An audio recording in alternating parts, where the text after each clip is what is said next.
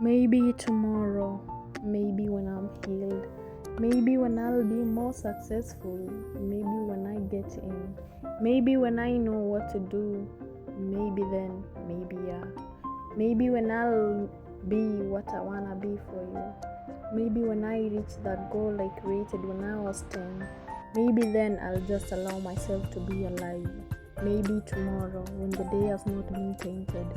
Maybe when I'm better at speaking, maybe when we are better acquainted, maybe when I feel ready, maybe when ready isn't the time, maybe not today, but hey, maybe someday, and I'll be more disciplined.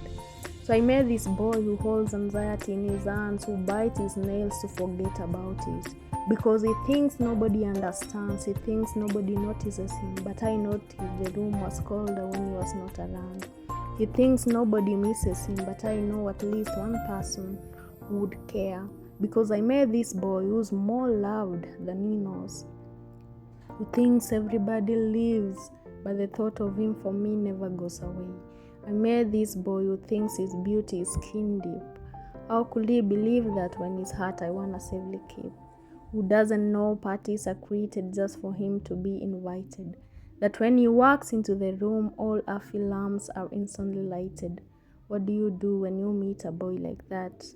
Do you just let him go? Let him become a stranger? Maybe it's better off being somebody else's to know. Because I met this boy who holds a silent plea in his eyes for someone to see him despite an emotional numb disguise. It's what he grew up knowing, as he smiles and as he talks, forces himself to be perfect, but the way people see him doesn't hold much space for his past. So he pretends to be sunshine to escape the shadow that is cast. So when I met this boy, he didn't expect that to change. What do you do when you meet a boy who considers being himself far too strange? When nobody gave him patience and nobody thought he was worth the time, what else can you do except to hug him with a rhyme? Somewhere in poetic prose, in a mind that nobody ever knows, a beautiful boy experiences such ugly laws. God plants a prayer in my mind that goes, you deserve to be loved, and I believe that to be true, because people search for entire lifetime for the inspiration I found in just one day.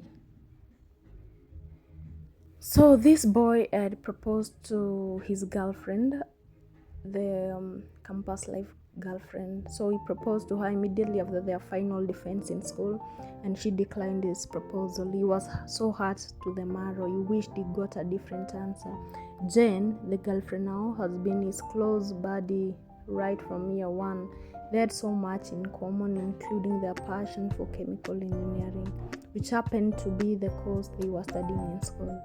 He had nursed the plan to propose to her since their third year, but he was scared of being rejected. Now, days turned into weeks and weeks into months, yet he couldn't spill the beans. He felt it wasn't the right time to do so since they were still in school. Now, that was why he waited for the day of defense before he popped the big question. So the boy is named as Ben and the girl is Jen. So Jen went like, I'm sorry Ben, but I can't marry you.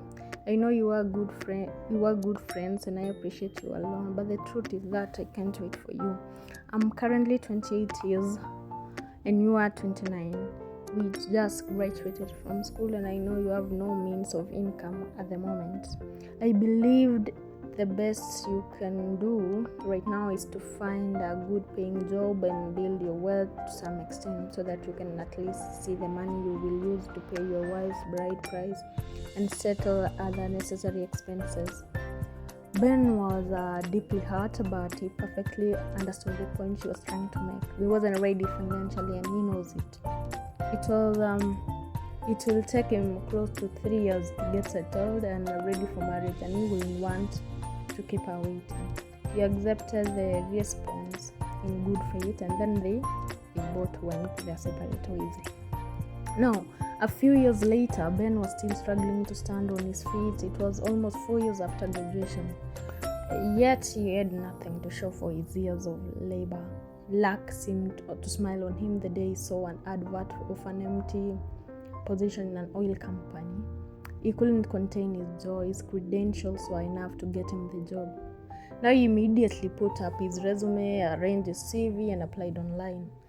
On the day of the interview, he woke up earlier than usual, put everything in order, and went to the venue as soon as possible.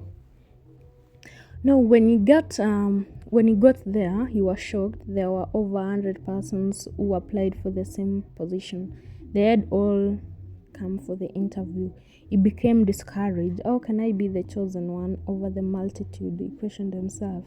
He found a corner by the reception and tied himself there as he awaited what would become of him. Oh Lord, please don't let me down. You assured me of this job, and I know you will perfect your work, he prayed. Just then he sighted an elegant lady walking in the CEO's office. The face was so familiar. He searched in his brain to figure out where he had met her before. Jane, he shouted, and then realized himself it was already late. The woman looked behind and saw him. Benny, she shouted excitedly. That was the name she called him back then. It was the same Jen. He's Jen before. They hugged and then expressed a hug in a huge surprise over each other's growth and changes. Things haven't been easy after graduation. I've been seeking a job. I just learned of this position and I came to apply, he confessed. And then he asked, "You, what are you doing here?" She smiled and said, "Actually, my husband is the owner of the company. I came around to help him conduct the interview since it has to do with my subject area. Don't worry, this job is yours. I've told my husband a lot about you. How you were there for me during our school days. How you never took advantage of me sexually, even when you had the opportunity to. How you helped me to become the bold woman that I am today. He has been praying to meet you and appreciate you for being a great guy. I am sure he will be glad to. Honey, you are here. Welcome, my love. Please come inside." A voice cut in. It was Jane's husband. She hugged him and gave him a knowing look and said, "I know you have missed me and I'm your Joe." And then, baby, is he? His face looks familiar. I think I've seen his pictures on your phone before. Wait, Ben? He asked. Yes, lovey. Then I have been telling you about the way you explained.